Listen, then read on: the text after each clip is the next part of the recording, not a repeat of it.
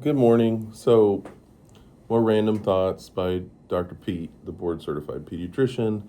I am a colleague with a certain Dr. Mike, and I respect Dr. Mike. I have to admit, he's likable, he's well spoken, he's kind, he's patient.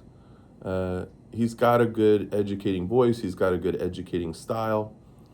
Where, where I draw the line of full respect, uh, and again, I pointed out all the good things. Where I draw the line with a full respect for Dr. Mike is his use of certain media channels because he doesn't really need help. He's got a big YouTube channel, got a big following. He doesn't really need help promoting himself. Maybe he was, compensated handsomely to do this, but there's a certain, you know, where he does debates. You know what I'm talking about. Really don't want to promote them. Really don't want to say that that's a good platform. And that's my point here is as a physician, as a health educator, just by doing my job every day, I educate patients and parents every single day. As a health educator, I think it's disingenuous for an expert to engage in debates with people who are not experts. It is completely different for someone like me and Dr. Mike to sit down and have a conversation and talk about what I'm about to talk about, which is experts should debate experts.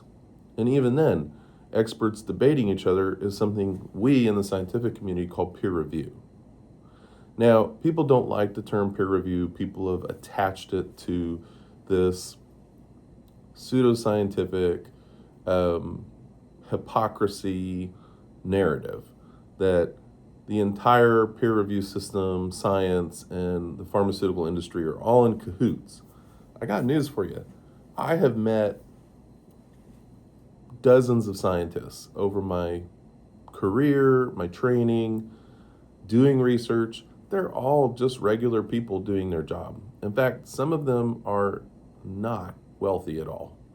And they just do it because this is what they want to do. They really like doing research. They like being the person that discovers the new great thing.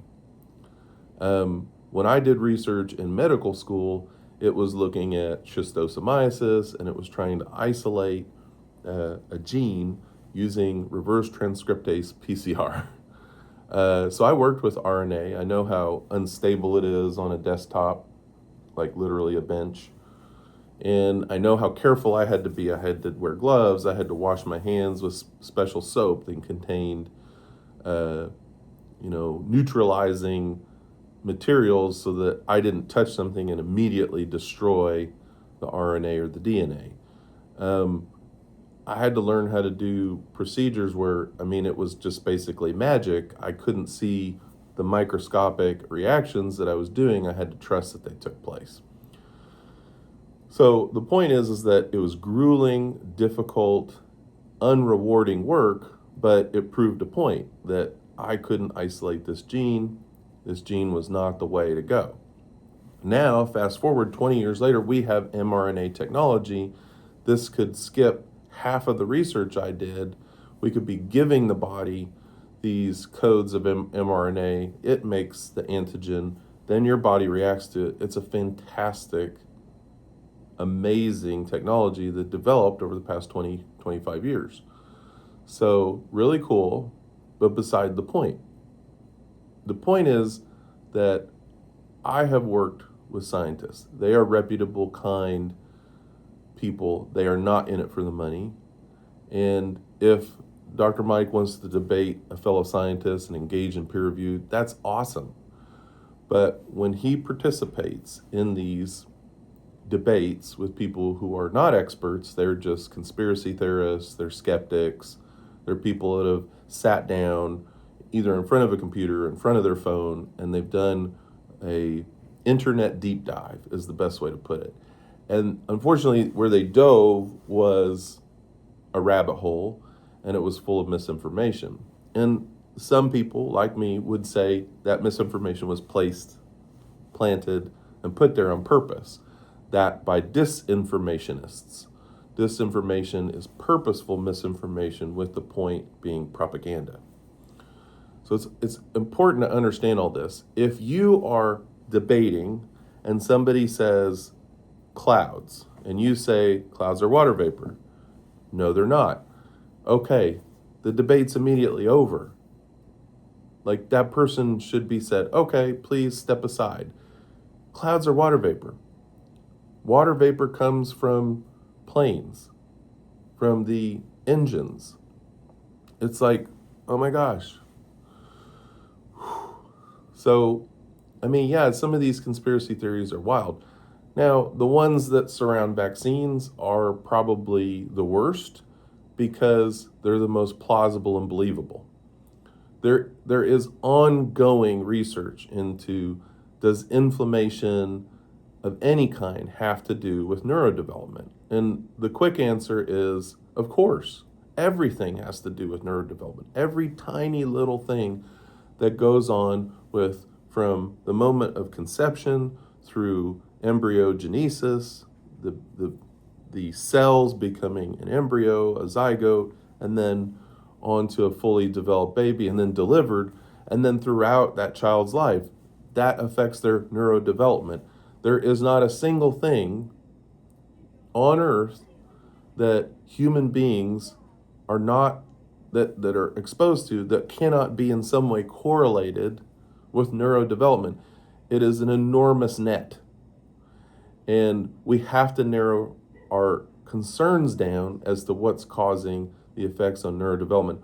We know that the number one cause for neurodevelopmental disorders is genetics, just predisposition, because, okay, mom and dad are a little neurospicy. Okay, they're going to have neurospicy babies. So the number one cause of autism and neurodevelopmental disorders is human procreation. So what does that tell you? That tells you it's probably evolution. It's probably something where our minds and our bodies, definitely our very makeup, is adjusting to our environment and our experiences, because we're not hunting for food. We're not farmers subsisting and gathering. We're not foraging. We literally can be born at a hospital and go home and live in a home and have housing and food that we find at a store. And we experience a lot of our lives through a screen, just like what we're looking at right now together. Thank you for joining me. So the human experience has changed. So it would be not a leap of logic to say that neurodevelopment is going to change along with it, because it has to. So, neurospicy, neurodevelopmental, autism spectrum, whatever you want to call it, it's an evolution. And people don't understand that. So the number one reason is genetics. The number one reason is who your parents were and how that has shaped who you are going to be.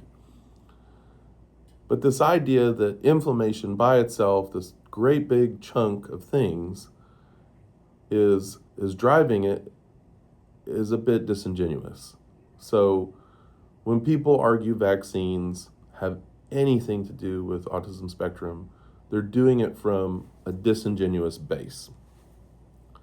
So it's now 28 years since we had the study that lied and said that the measles vaccine has something to do with the autism spectrum, because basically the person that wrote the study cherry-picked the patients who already had neurodevelopmental disorders and said it must be the vaccine. And their whole premise was, I'm going to invent a vaccine that's safer, so that they could make money off of it. Again, every single time somebody's questioning the way things are scientifically, without peer review, without good evidence, without better evidence, it always has, oh, I want to make money off of this.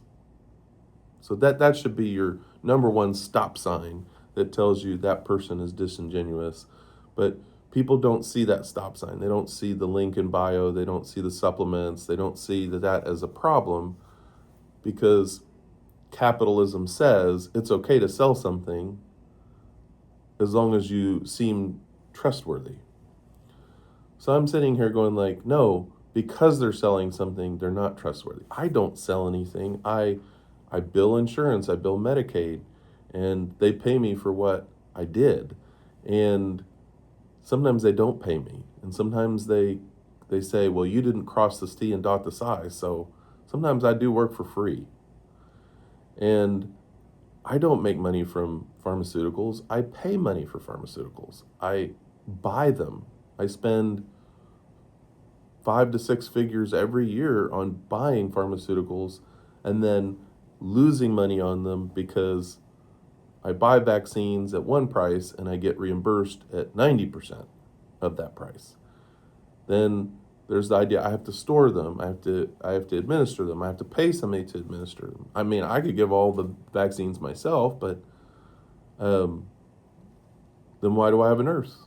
Why do I have a medical assistant, an LPN? I mean, what am I doing? So we have to understand that as a medical educator, as a medical person, it's not a good idea to debate people that are not equal experts. It's giving them a platform. So the end result of my rambling and discussion is that these people aren't experts. Why are we giving them a platform? Why are we letting them continue their narrative of disinformation, misinformation, half-truths? Why are we letting this happen?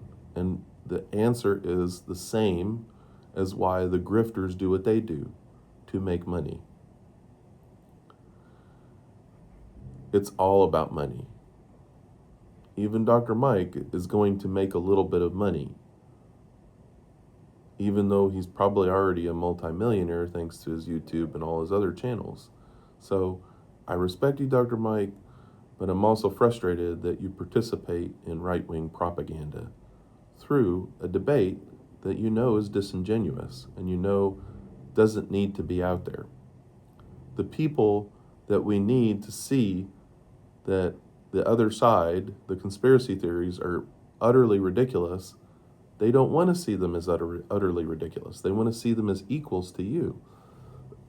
They see themselves as fully equal, intellectually, expertise, and genuine. Conspiracy theories are rooted in disingenuous logic. So debating them, per se, is disingenuous. And it really bothers me.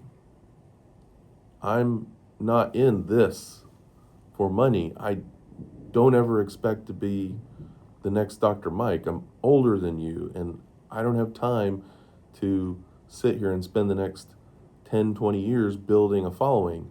But I do have this teeny tiny platform that says, I'm going to tell the truth. And you can't debate conspiracy theorists. It gives them the platform that they don't deserve. It furthers their narrative. It gets their message out there when our message needs to be out there. Just saying.